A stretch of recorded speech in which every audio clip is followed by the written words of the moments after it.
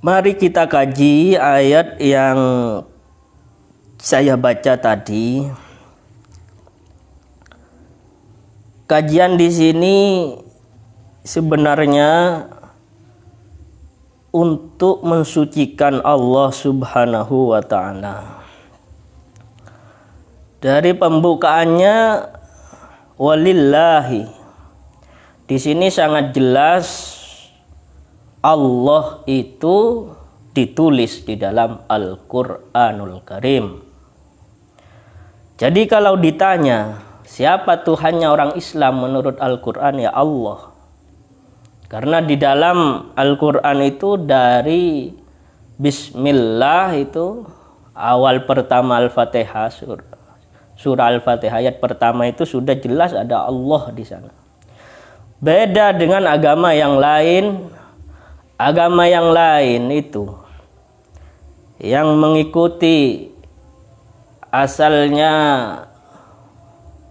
yang merasa paling lengkap, mengikuti kitab yang diturunkan ke Nabi Musa, Taurat, dengan sebutan mereka tanah, kitab tanah, dan Injil setelah Taurat dicuri dari bangsa Yahudi dan digabung-gabungkan dengan Injil yang palsu. Di situ dibolak-balik katanya tidak ada nama Allah sama sekali di dalam kitab Taurat. Di dalam kitab Injil itu tidak ada Allah. Lantas ketika di Indonesia mengatakan Tuhan itu Allah, dapat dari mana? Itu dapat mencuri karena menyesuaikan diri dengan Tuhannya. Orang Islam yang sangat jelas di Al-Quran, Allah itu disebutkan di dalam Al-Quran. Di sini dijelaskan walillahi. Allah, lafadz Allah dimasukin huruf jar jadi lillahi. Allahu nurus samawati wal ard. Allah yang memberikan cahaya di bumi dan di langit. Jelas Allah di situ. Artinya orang Islam menyembah kepada Tuhan yang menegaskan dirinya dengan sebutan Allah. Walillahi mulkus samawati wal ard. Allah pemilik kerajaan langit dan bumi. Yang namanya pemilik itu yang memiliki simpanan hujan. Dari hujan inilah Allah menumbuhkan rizki-rizki manusia di seluruh bumi ini. Dan air-air yang ada di bumi diangkat ke awan menjadi hujan. Simpanan hujan dari masa penciptaan langit dan bumi sampai nanti akhir dari langit dan bumi itu dikuasain oleh Allah Subhanahu wa taala. Dan juga rizki yang diciptakan oleh Allah untuk penghuni bumi. Masih membahas penghuni bumi saja sudah repot. Kalau manusia, kalau Allah itu sampai ke langit-langitnya nanti tidak ada repot. Karena ketika kita ingin membuktikan kekuasaan Allah dan kesucian Allah, kalau di soal mengenai Allah tidak pernah menampakkan diri kepada manusia, sebenarnya Allah itu menampakkan diri kepada Nabi Muhammad SAW, di mana di situ diabadikan di dalam Al-Quran Isra dan Mi'rajnya Nabi Muhammad SAW. Summadana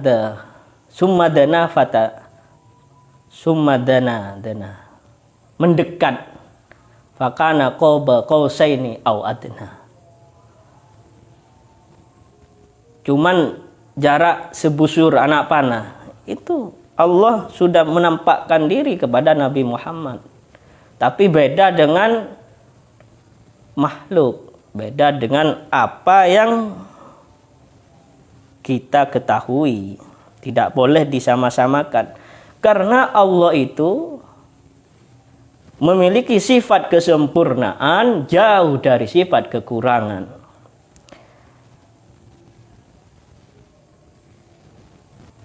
Jadi ketika memahami Al-Quran, Al-Quran itu kadang di atas logika. Harus memahami dengan keimanan. Dan Al-Quran cocok dengan logika kadang. Dan gak pernah Al-Quran itu ditolak oleh logika. Al-Quran secara Al-Qurannya saja, teksnya saja sudah ada yang di atas nalar. Dan diterima nalar. Tapi Al-Quran tidak pernah ditolak oleh nalar akal kita. Beda dengan kitab Injil yang sudah palsu, yang sudah dirubah-rubah, dan kitab Taurat. Dan digabung keduanya itu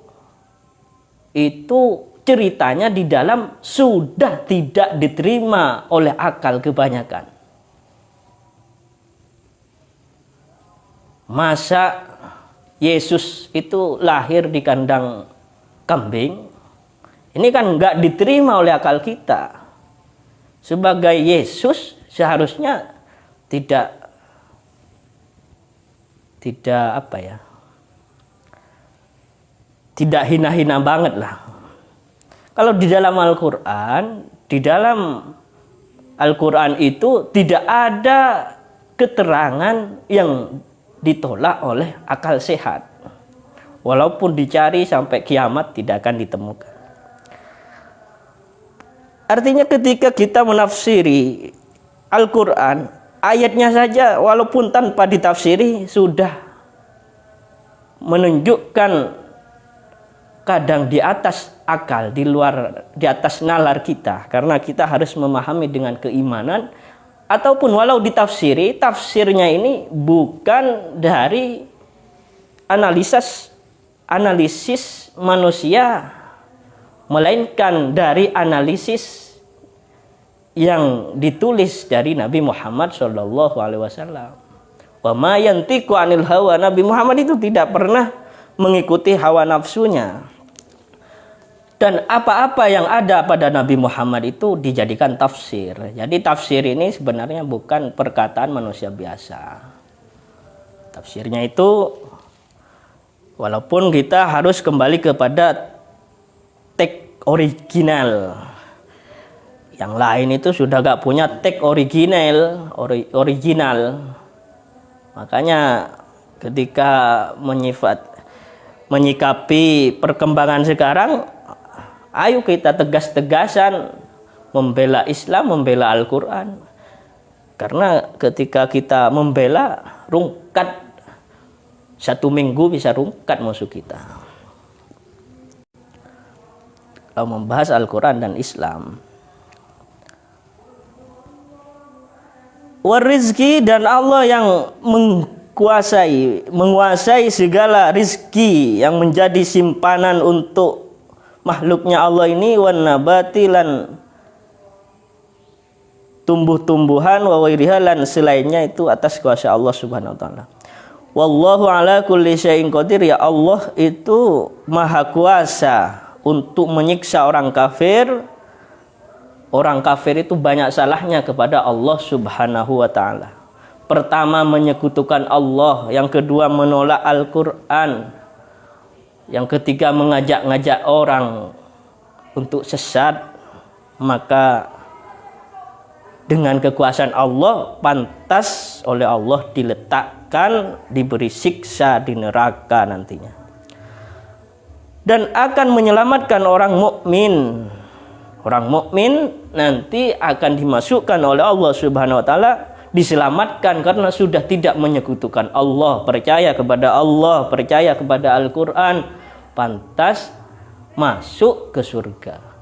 Karena kitab-kitab sebelum Al-Qur'an, Taurat, Injil itu disempurnakan oleh Al-Qur'an. Tidak ada gunanya kita mengamalkan Taurat dan Injil karena ajaran itu sudah disempurnakan oleh Al-Quran yang kita amalkan hidup setelah Nabi Muhammad SAW itu harus ikut Al-Quran dan mengakui Nabi Muhammad sebagai Nabi terakhir. Tidak boleh keluar dari itu.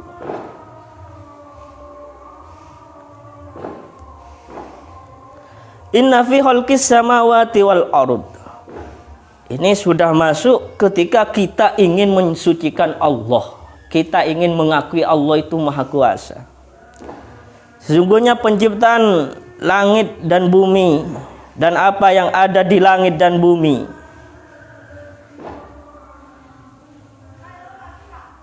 setelah terutusnya Nabi Muhammad SAW, langit itu dikunci, maka setan-setan, jin-jin tidak bisa masuk ke langit mendengarkan rahasia-rahasia kehidupan dan setelah kehidupan. Maka di sini inna fi khalqis samawati wal ard wa ikhtilafil laili wan nahar, dan kita saksikan pergantian malam dan siang. Ketika malam tidak akan mungkin ada siang. Artinya kebaikan dan kejelekan itu tidak akan berkumpul. Yang jelek-jelek itu akan masuk ke neraka, yang baik-baik akan masuk ke surga. Karena seperti malam gelap gulita, siang itu terang benderang. Dan kita saksikan bersama wahtilafil laili wan nahar, silih bergantinya datangnya itu. Dan kadang azyadatu wan nuqsan, kadang malamnya lebih sedikit dari siangnya. Di belahan negara tertentu itu kadang seperti itu. Ini sebenarnya la ayatin, menunjukkan kekuasaan Allah. Kekuasaan Allah itu sudah di depan mata kita. Sekarang ini kekuasaan Allah itu malam di depan mata kita, dan Allah itu memberikan rizki, menjamin rizkinya orang hidup sebenarnya lebih dekat dari urat nadi di leher kita. Allah itu urat nadi kita, urat di leher kita. Makanya harus percaya kepada Allah Subhanahu wa Ta'ala. Karena itu kadang harus menggunakan keimanan di atas nalar dan diterima nalar, dan tidak ada Al-Quran itu ditolak oleh nalar. Orang-orang yang bisa mengambil dalil atau menisbatkan kekuasaan Allah kepada Allah ini, yaitu orang-orang yang punya akal. Orang yang punya akal itu, kenapa kita disebut punya akal? Karena kita yadkurunallaha qiyaman wa qu'udan wa ala junubihim, selalu ingat kepada Allah Subhanahu wa Ta'ala. Allah yang kita ingat, tidak ada yang lain. Lebih banyak ingat kepada Allah daripada ingat yang lain.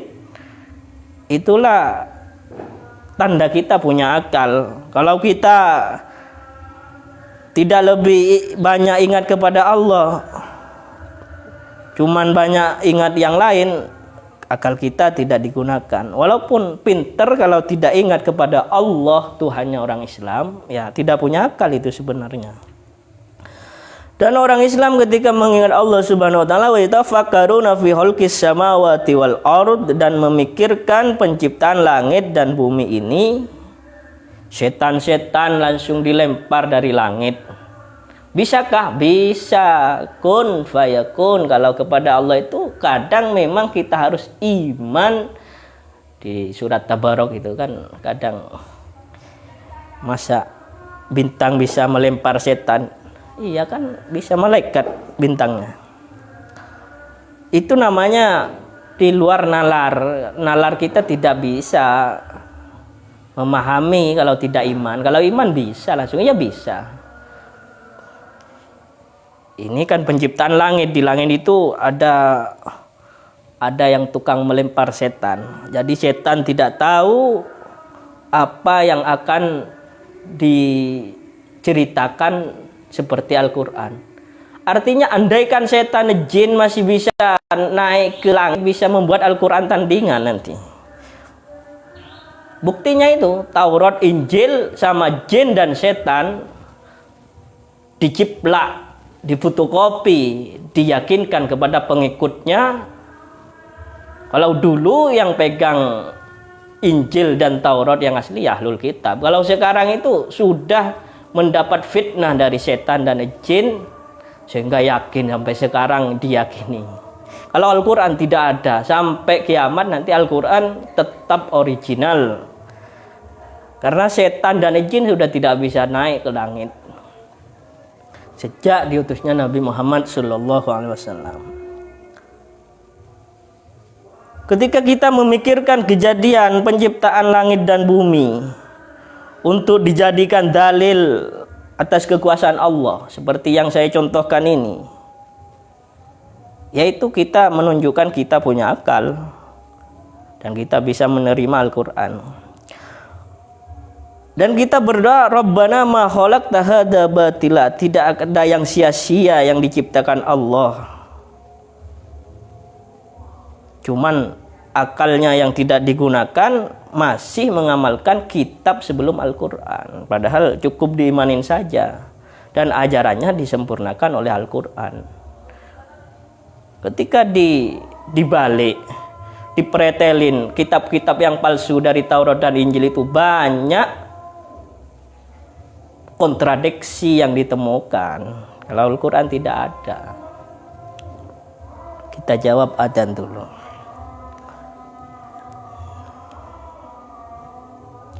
Allahu Akbar, Allahu Akbar.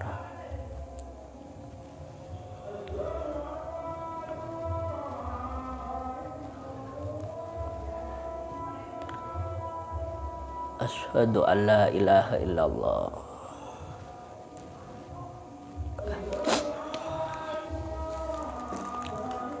Asyhadu an la ilaha illallah.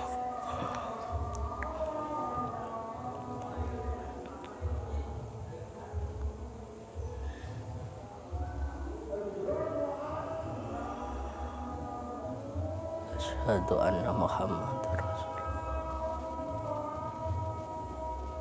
Asyhadu anna Muhammadar Rasulullah.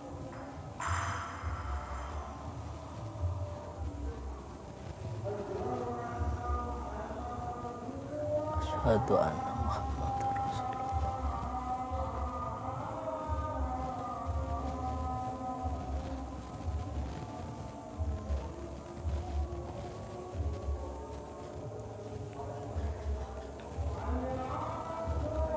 La haula wa la quwwata illa billah.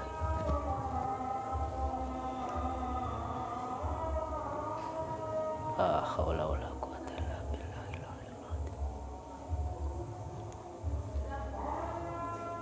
La haula wa la quwwata illa billah.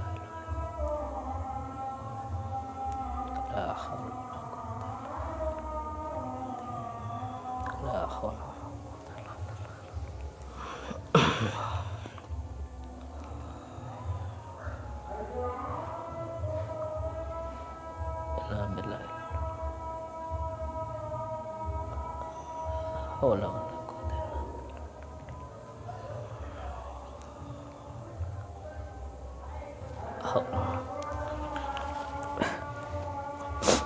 Haula wala quwwata illa billah. La haula wala quwwata illa billah. La haula wala quwwata illa billah.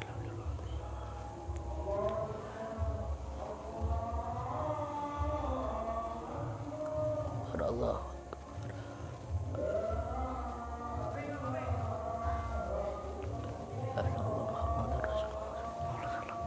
Rabbana da'wati tamma salatul qiyamah sayyidina Muhammad sallallahu alaihi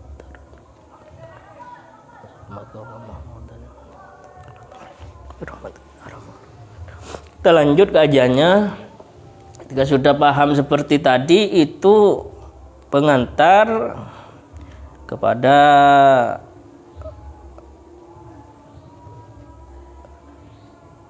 kepada akal kita, sehingga akal kita, keimanan kita bisa mensucikan Allah dengan subhanak, bisa mengucapkan subhanaka, subhana, maha suci Allah subhanahu wa ta'ala.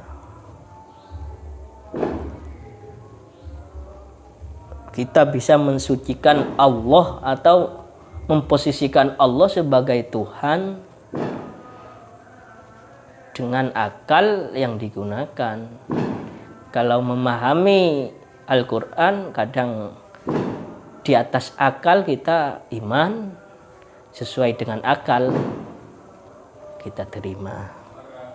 Bisa mengantar kita untuk mensucikan Allah subhanahu wa ta'ala dengan lafaz subhanaka, maha suci engkau ya Allah.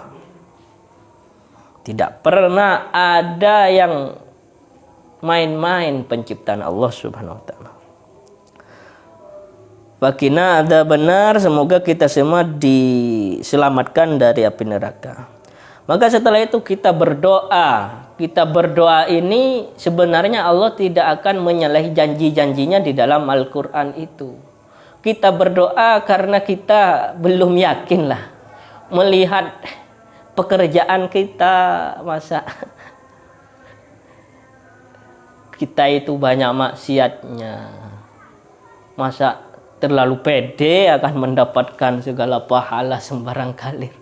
Maka kita wajib berdoa, dan diberi contoh di sini di ayat ini, berdoanya itu ya yakin kita iman oleh Allah akan diberi pahala ya. Tapi belum terlalu pede lah karena kita masih hidup maksiat. Maka di sini diberi contoh, Rabbana innaka man tudhilin naro faqad ahzaita. Ya Allah, kalau orang yang dimasukkan neraka itu dihinakan oleh Engkau ya Allah. Kita ini walaupun seperti ini masih takut ke neraka karena banyak pekerjaan yang berpotensi neraka.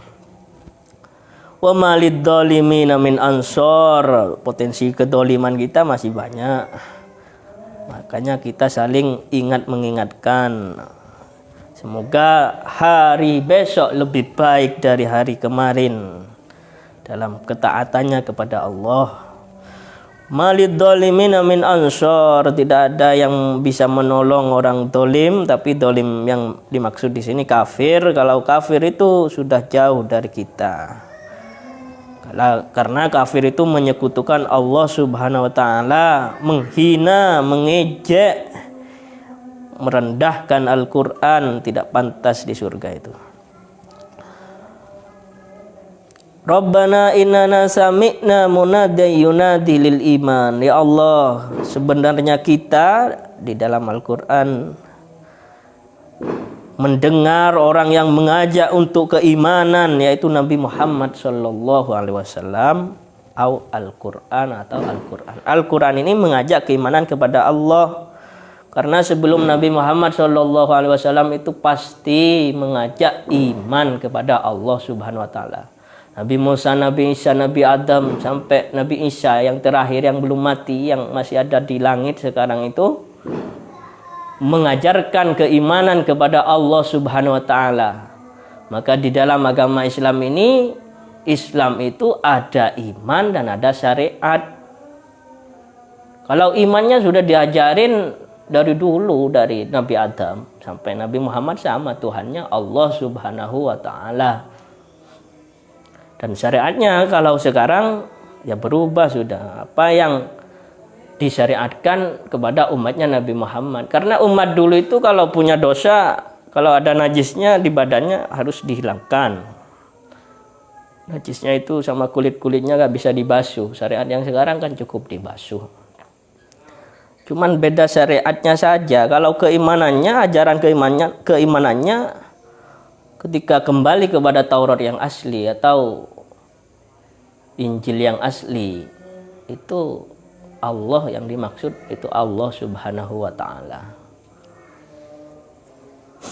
Tuhan itu Allah. Tapi kita percuma, tidak usah mengamalkan itu, karena Al-Quran ini penyempurna Taurat, Injil. Ada ayatnya itu banyak.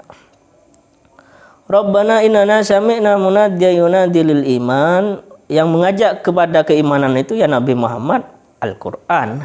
Di dalam Al-Quran itu imannya nabi-nabi sebelum Nabi Muhammad dijelaskan mengajak untuk iman kepada Allah. An aminu birabbikum fa'amanna. Birabbikum, Tuhan kita semua yaitu Allah. Fa'amanna. Walaupun beda versi penyebutannya, Ibrahim saja Abraham, di bahasa Ibrani, Suryani, atau bahasa Yunani, atau bahasa Arab, itu nyebut Ibrahim saja sudah berbeda-beda. Tapi kalau di dalam Islam, di dalam Al-Quran, Allah itu sangat jelas. Tuhan itu disebut dengan Allah. Rabbana faghfir lana dzunubana wa kaffir anna sayyiatina wa tawaffana mal abror. Karena kita berpotensi, ya tolimnya ada, berpotensi nerakanya ada, kita terus terang bacalah Al-Quran. Rabbana faghfir lana, ya Allah ampunilah dosa-dosa kita. Kafir anna sayyatina, hapuslah, jangan tampakkan lagi kesalahan-kesalahan kita. Wa tawaffana, dan kita jadikan ya Allah husnul khotimah, ruh-ruh kita diterima oleh Allah nanti bersama al-abror, yaitu para ruhnya anbiya dan solihin. Rabbana wa atina ma wa'atana ala rusulika. Rabbana ya Allah, wa atina, berikanlah apa yang sudah dijanjikan oleh Engkau ya Allah, ala rusulika, lewat utusan-utusan Nabi Muhammad, rahmati wa fadli, pengikutnya nabi-nabi yang dulu itu ada surganya juga. Siapa yang tidak menyekutukan Allah, ikut ajaran nabi-nabi sebelum Nabi Muhammad, menjadi umatnya Nabi sebelum Nabi Muhammad, itu masuk surga. Cuman yang masuk neraka itu orang kafir yang menyekutukan Allah Subhanahu wa taala. Dan kalau kita menjadi umatnya Nabi Muhammad SAW, ikut ajaran Nabi Muhammad, ikut Al-Quran, masuk surga juga, sama dengan umat yang mendahulu kita. Di sini dijelaskan permintaannya orang yang iman kepada Allah ini sebenarnya sudah termasuk ke janji Allah, dan Allah itu tidak menyalahi janji. Cuman tidak begitu percaya diri lah, kita itu berpotensi dolim, berpotensi ahli nerakanya ada. Makanya banyak berdoa. Mubalawatun fit tadarru, kita itu DP atau minta sungguhan, makanya banyak berdoa kepada Allah Subhanahu wa taala. Dari kesimpulan doa itu ya kita menginginkan husnul khotimah, arwah kita diterima oleh Allah, dibersamakan, dikumpulkan dengan ruh-ruhnya para anbiya as-solihin. Dan juga wala tuhzina yaumal qiyamah, dan tidak dihinakan di hari kiamat. Innaka la tuhliful mi'ad, Allah tidak pernah menyalahi janjinya. Karena orang Islam, karena orang iman yang berdoa, kita iman, kita Islam, kita ikut Nabi Muhammad, tidak, bukan Nabi yang lain, kita percaya, kita ikut Al-Quran, maka tidak bertepuk sebelah tangan. Dijawab oleh Allah, fastajaba lahum rabbuhum anni la udhi'u amala amilin minkum min dzakarin aw unsa ba'dukum mim ba'd. Allah menegaskan di dalam Al-Quran bahwasanya tidak akan menyia-nyiakan pekerjaan baik seseorang baik orang itu berjenis kelamin laki-laki atau perempuan, akan diberi balasan pahala oleh Allah Subhanahu wa taala. Kesimpulannya, kalau disimpulkan, mari kita mensucikan Allah dengan kekuasaan Allah, jangan dibalik. Kalau dibalik nanti seperti orang yang tidak beragama Islam, otaknya kebalik-balik, pikirannya, akalnya. Masa agak kebalik, kitab yang sudah kadaluarsa diamalkan, diganti dengan kitab yang original gak mau, yang akalnya kebalik kan. Dan kita harus banyak berdoa karena kita itu masih berpotensi ahli neraka.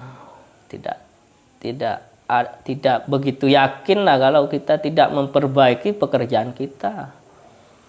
Maka kita berdoa, walaupun kalau Allah kita yakini tidak akan menyalahi janjinya. Maka kita harus semakin baik, hari besok lebih baik dari sekarang atau dari kemarin di dalam beragama. Semoga kita bisa mendapatkan apa yang menjadi hak kita nanti dan diberi fadl oleh Allah Subhanahu wa taala beserta rahmatnya. Karena dengan fadl Allah dan rahmatnya Allah ini kita akan masuk surga. Mungkin hanya itu yang bisa saya sampaikan, kurang lebihnya mohon maaf. Wabillahi taufiq wal hidayah malinaya. Wassalamualaikum warahmatullahi wabarakatuh. Assalamualaikum.